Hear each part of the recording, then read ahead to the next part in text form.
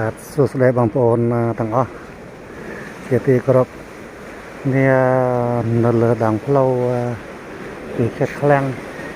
ទៅខេត្តបាត់ដំបងតែលោកខ្ញុំបានទៅព្រឹកមិញយកអីវ៉ាន់ជំភ្ញៀវអញ្ចឹងការឲ្យសុខសុវត្ថិភាពប៉ុន្តែការធ្វើដំណើរទៅរដូវនេះខែនេះគឺថាមានភ្លៀងរហូតបាទការធ្វើដំណើរទៅក៏ដូចជាការធ្វើដំណើរមកតាមដងផ្លូវគឺថាមានភ្លៀងយ៉ាងច្រើនអញ្ចឹងពេលនេះខ្ញុំបាទពងនៅលើកន្លែងសាឡាងហៅកន្លែងសាឡាងណាវៀតណាមគេហៅថាបឺនផាណាពីភូមិកោះទុងបាទពីកោះទុងចំពោះទៅស្រុកកញ្ចោមខេត្តបាត់ដំបងបាទនេះនៅលើចំណតសាឡាងខាងស្រុកកោះទុងបាទ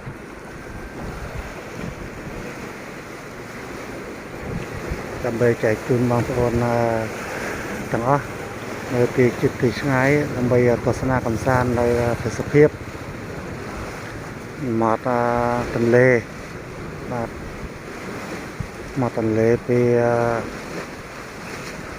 ស្រុកកោះទុងទៅស្រុកកញ្ចោមបាទ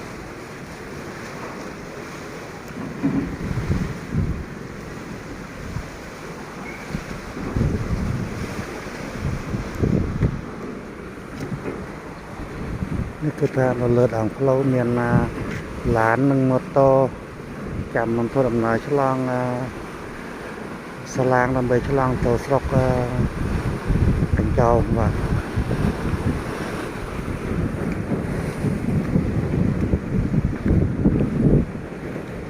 នេះសាឡាងដែលនាំមកដំណើរភ្ញៀវកំពុងទៅឈប់នៅកន្លែងនេះ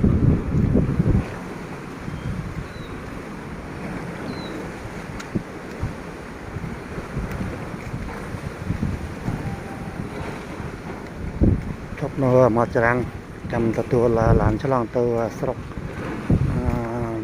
កញ្ចោមបាទនេះទស្សនភាពមកទន្លេមកប្រែកធំណាខ្លះខាងមកទន្លេយើងមកប្រែក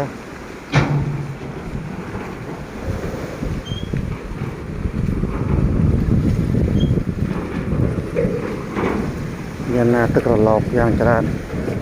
ដល់ខ្យល់បោក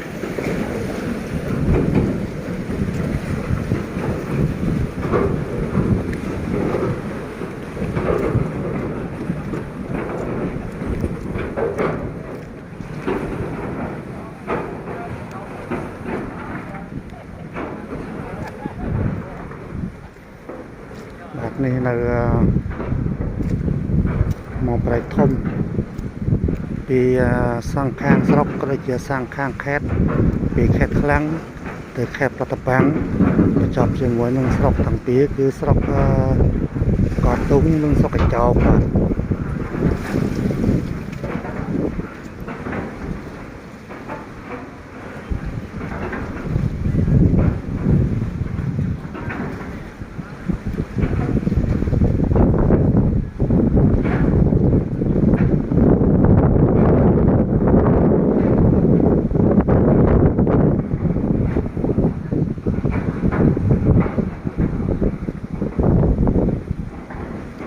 បាទសាឡាងពីរដែលបងប្អូនឃើញសសគឺជាស្រុកកញ្ចោកបាទសាឡាងពីរសសនោះគឺស្រុកកញ្ចោកហើយស្រុកកញ្ចោកចំណែកកន្លែងដែលខ្ញុំឈរកន្លែងហ្នឹងគឺស្រុកកោះទុំបាទស្រុកកោះទុំកន្លែង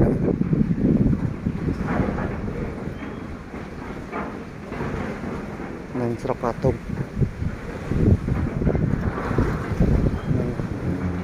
បញ្ចប់គ្នាជាមួយនឹងស្រុក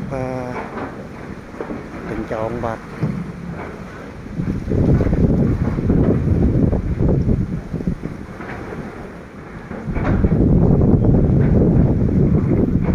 ទឹកក្រឡោមបងយ៉ាងខ្លាំងឈរយើងមិនចង់នឹងបាទឈរចូលបង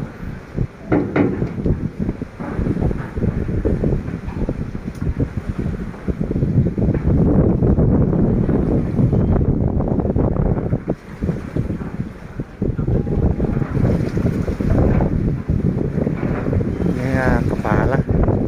ល់ដឹកជញ្ជូននៅរបស់ផ្សេងដូចជាដឹកថ្មដឹកខ្សាច់ជាដើមបាទ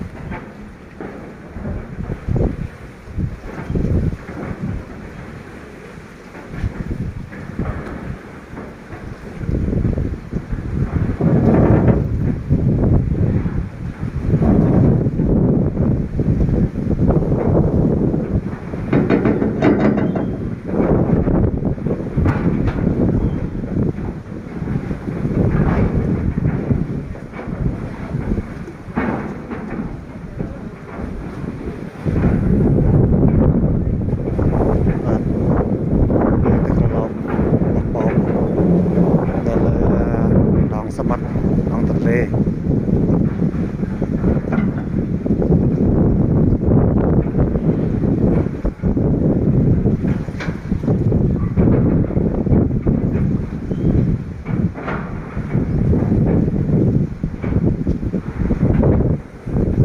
ឹកបោកចូល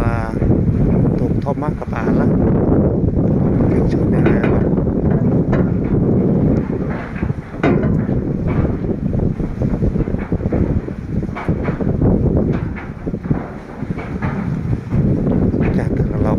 ស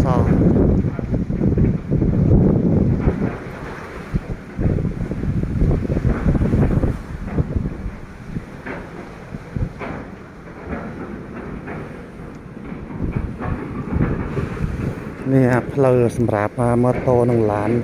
ធ្វើដំណើរចុះកន្លែងហ្នឹងដើម្បីឡើងសាឡាងទៅត្រៃម្ខាងបាទនេះជាផ្លូវធ្វើដំណើរ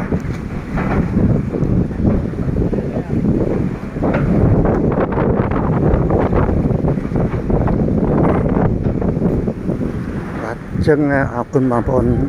យ៉ាងច្រើនសូមអញ្ជើញបងប្អូនទស្សនាកម្សាន្តជាមួយខ្ញុំនៅលើទស្សនភាព